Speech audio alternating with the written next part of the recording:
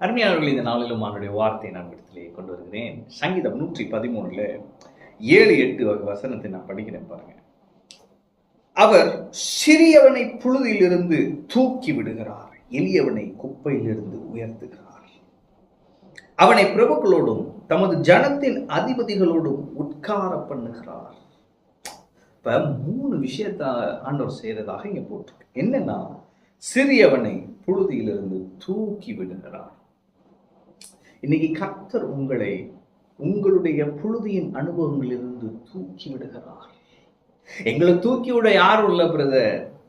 எங்களை தூக்கி விட்டா நாங்க எங்கேயோ இருப்போம் பிரதர். பிரதர், இதுக்குள்ளேயே எங்க வாழ்க்கை அடங்கிருச்சு, இதுல இருந்து ஒரு வெளி வந்தா நல்லா இருக்கும். நான் சொல்றேன், தேவன் இந்த கரம் நீட்டி உங்களை தூக்கி விடுகிறார். ஆமென்.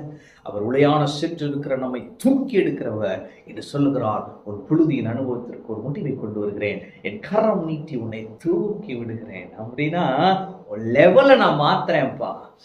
நீ இருக்கிற இந்த லெவல் இல்ல, அவனை தூக்கி விடுகிறேன் என்று சொல்லுகிறார். ஆமென். அவர் சிறியவனை புழுதியிலிருந்து தூக்கி விடுகிறார். அப்புறம் என்ன பண்றாரு? எளியவனை குப்பையிலிருந்து உயர்த்துகிறார். அவனுக்கு ஒண்ணுமே அட்ரஸே இல்லை, ஆனா அவனை அப்படியே தூக்கி எடுத்துட்டு வந்துடுறாரு. அடுத்து என்ன செய்யறாரு? அவனை அப்படியே குப்பையில் இருக்கிற அவனை உயர்த்துகிறார்.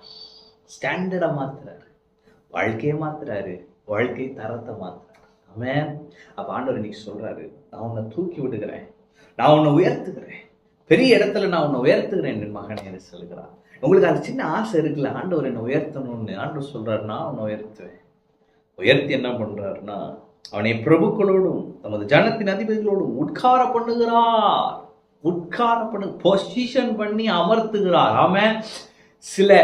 சில போஸ்டிங்காக நீங்க வெயிட் பண்ணிட்டு இருக்கீங்களா? கவர்மெண்ட் அபிஷியல்ஸ் ஒரு ஹை ரேங்குக்கு ஆண்டவர் சொல்றாரு, நான் உன்னை பிரபுக்களோடும் என் ஜனத்தின் அதிபதிகளோடும் உட்கார பண்ணுவேன். God is going to place you. Amen.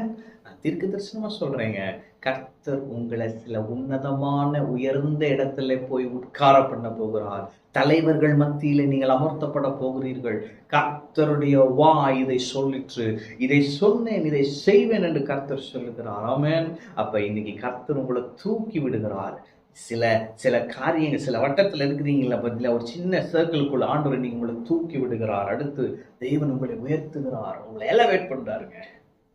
அடுத்த லெவலுக்கு கொண்டு போறாரு, உங்க வாழ்க்கை தரத்தை மாத்துகிறார். அடுத்து என்னன்னா, அவர் பொசிஷன் பண்ணி என்ன பண்றாரு? பிரபுக்களோடும் ஜனத்தின் அதிபதிகளோடும் உட்கார பண்ணுகிறார். அப்ப உங்க லெவலையே மாத்தி, உங்க லைஃப் ஸ்டைலை மாத்தி, உங்களை ஒரு ஹை பொசிஷன்ல ஆண்டவர் இன்னைக்கு வைக்க போகிறார். நீங்க நம்புவீங்கன்னா அவருடைய அற்புத கரம் அதை செய்வதை கண்டு மகிழ்வீர்கள். கர்த்தர் இவர்களுக்கு பெரிய காரியங்களை செய்தார் என்று புறஜாதிகளும் சொல்லிக் கொள்வார்கள் என்று எழுதியிருக்கிறபடி உங்களை சுற்றியுள்ளவர்கள் சொல்லுவாங்க, அவன் தேவனை நம்பினா, அவன் கடவுளை நம்பினா, அவர் எங்கேயோ ஒன்று தூண்டி போய் வச்சுட்டாரு, அவன் வேண்டிக் கொள்றதெல்லாம் அவனுக்கு நடக்குது, இவங்க லைஃப் எனக்கு நல்லா தெரியும், ஆனா இப்ப பாரு எங்கேயோ போயிட்டான், எல்லாத்துக்கும் காரணம் அவன் சாமி அப்படி சொல்ல போறாங்க. ஆமென். எனவே அவர் உங்களை தூக்கி விடுவார், உங்களை உயர்த்துவார், உங்களை உட்கார பண்ணுவார். நீங்கள் அவருக்காக இந்த பூமியில பெரிய காரியங்களை செய்வீர்கள். ஆமென். கர்த்தர் உங்களோடு இருக்கிறார். கர்த்தர் உங்களை ஆசீர்வதிப்பார்.